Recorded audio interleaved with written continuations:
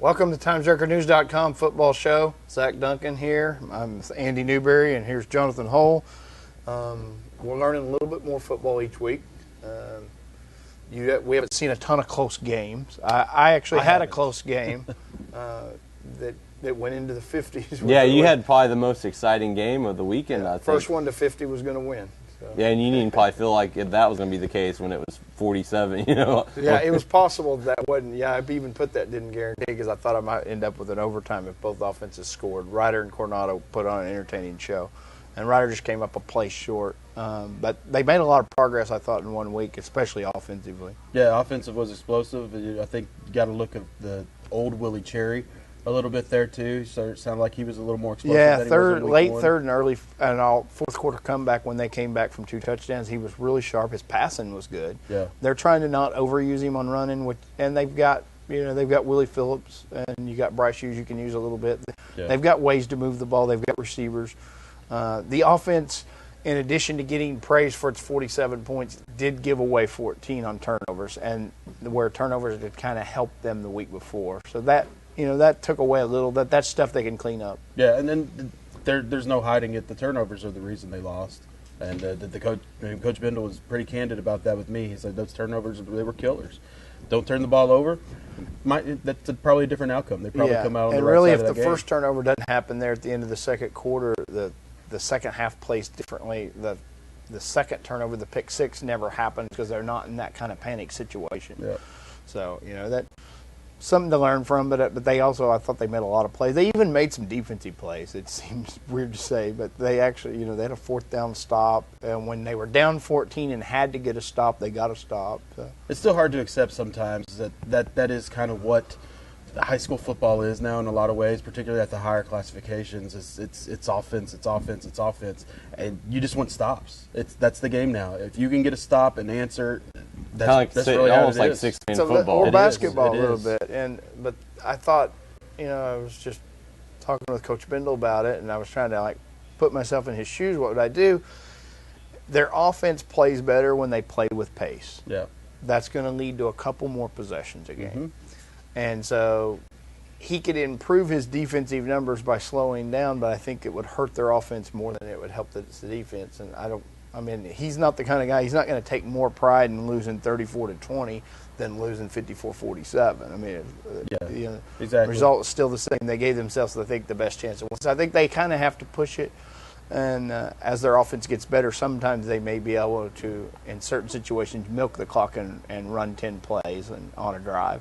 But they're so explosive, even on the ground game. Well, even when they do have the lead, I think they have the personnel to be able to milk the clock. Willie Phillips can be a horse that they can ride and take on some long drives. Yeah. But even the other night when things were going good, they weren't awesome in short yardage. So right. they wouldn't. If you start running to consume clock, you end up with some 3rd and 2s and stuff you have to convert to keep it going. So, on to the other games, you saw Hershey. Hershey still hadn't played a legit opponent. No, they haven't. And that's honestly, Dallas Life was probably stronger than Waxahachie Life. We thought it might be the other way. I think Dallas Life was probably a better team. Either way. Either way. Waxahachie Life they were out of their league. They played giveaway way too much. Yeah, and they had no answer for Hershey's defensive line and linebackers, and Hershey's front seven was just dominant. Every time they wanted to get in the backfield, they got in the backfield. Ezekiel Holmes was unblockable. So now they go play Graham, which is 0-2, but a better 0-2, yeah. A good 0-2 because of who they lost to. Lost to Sanger. Sanger, who played Denton High, that's playing up for them. They played them really well. And then they lost to Brownwood, and probably should have beaten Brownwood. Yeah, they had you give 3 touchdowns, lost offense and special teams, pick 6, and a couple block punt, kickoff return. You do that, you're not going to beat anybody hardly. So the fact that they were leading that game by 10 in the fourth, and I think they saw a lot of progress. Jackson Brockway had almost 300 total yards, rushing and receiving.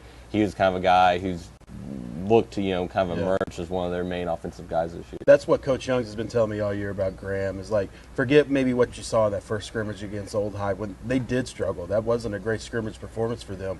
They're going to get better every week because of the coaching staff that's in place, the program that's in place. That's just what Graham does. They're going to improve every week. So they know they're going to get a different Graham than maybe we saw or I saw against Old High in the first scrimmage. I think it's the most interesting game on the schedule. Yeah. And I think we actually have a few other games, I think they're pretty good. But for sure, because of the, Hershey hasn't beaten them in close to 10 years, and they really haven't had a close chance either. All those games, 30-point, 40-point, Graham wins.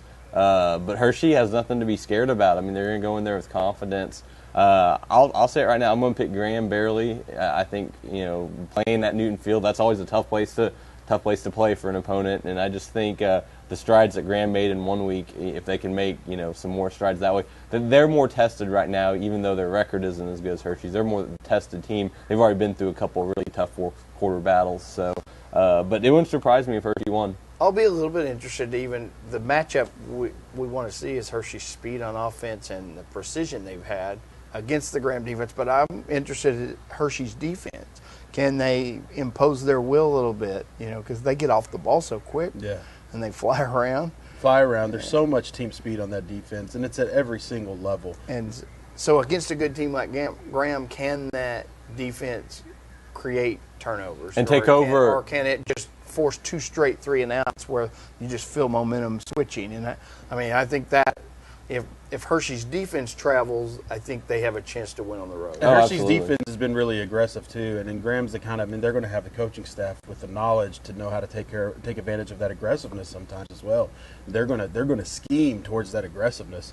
So yeah, there's so much within it that it's just going to be a great battle. I think we said it. It's the most interesting game of the week, and I'm just glad I'm going to be the one at it. Hey. Wichita High's got an extra day because they played Thursday against Cleburne.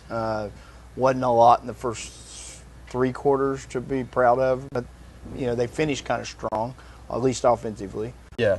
And you still see it. I mean, they've got some explosiveness on offense. It shows up at times. It's just not consistent.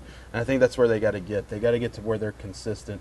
Because if you take away, Stephen Gaines' long run, the running game wasn't very productive last week. No, and then the passing game, what's kind of frustrating is while the other teams, it seems like they've got a chance on the 3rd and 7 or whatever, it just seems like some of their plays are just hopeless. You know, like they misfire by 20 yards.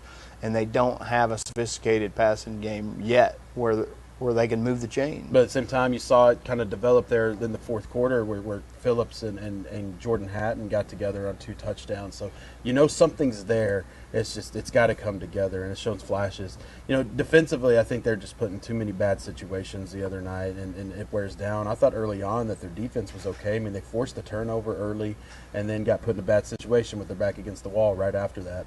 And so they forced Cleburne to punt a few times even. They had some situations where they forced them to punt and gave their offense a chance to move the ball and get some momentum, but it just could never develop.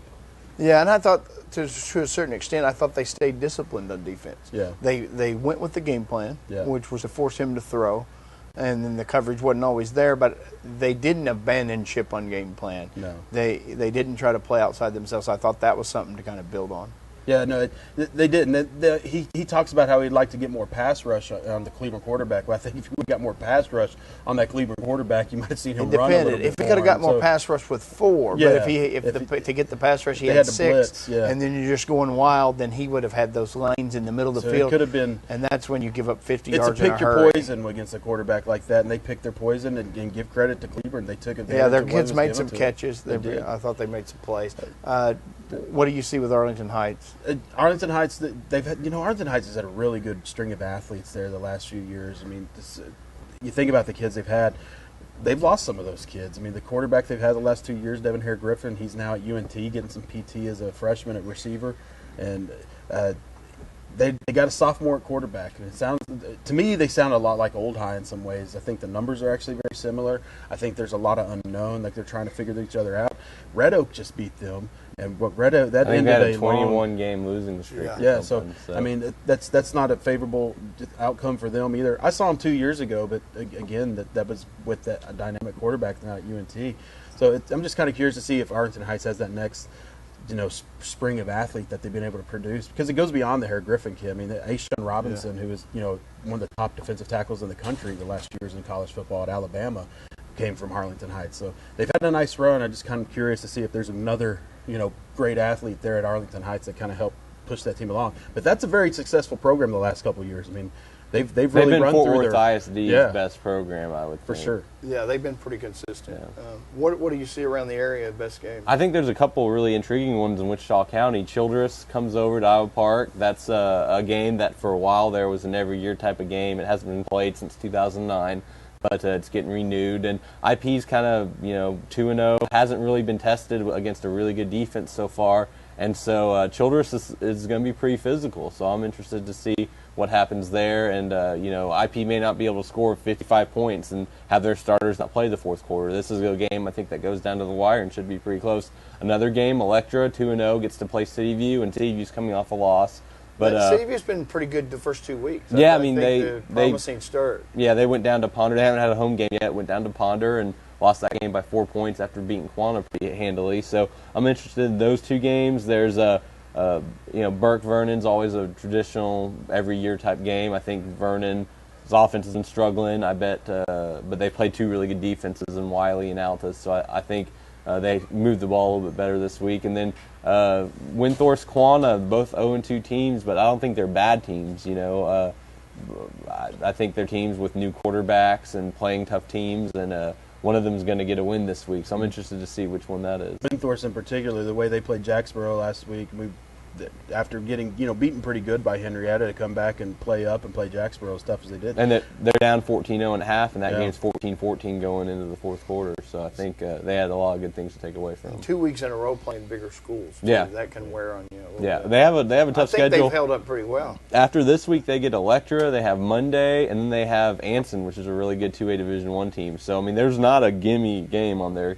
schedule. If they get a win or two before district, they definitely earned it. So you talk about Petrolia and Lindsay too. Petrolia 2-0. They've got their first probably real test of the season as well coming up. Yeah. They play Lindsay, which is a 2-0 team. I think Lindsay's only given up 15 points, and Petrolia scored like 100 and something. So something's got to give there. And then Holiday gets Ponder at home now, and Holiday's one of those weird teams that hasn't run an offensive play yet with the lead, and yet they're up.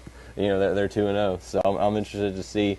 I expect another close, low-scoring game there, because that's, I think, what Holiday's going to do this year is play close, low-scoring games, let their defense, special teams try to win it. So, yeah, some teams, it takes them a while to find their identity, but I think they've found theirs. Yeah, I mean, they'll be fine scoring some more points, but every time they've went out on the field, the game's been in the balance. Yeah. And I don't think it's hard to buy that kind of experience. And Coach Johnson made a good point the other day. He said, there are such things as luck, but sometimes you create your own luck. Sometimes you put yourself in good situations to take advantage of certain things, and I think they've certainly done that with their defense. And I mean, heck, you fumble on the 1 yard line with a minute left, and it looks like the game's going to be, you lose the game at that point, and then they made the play that won them the game. So hats off to them.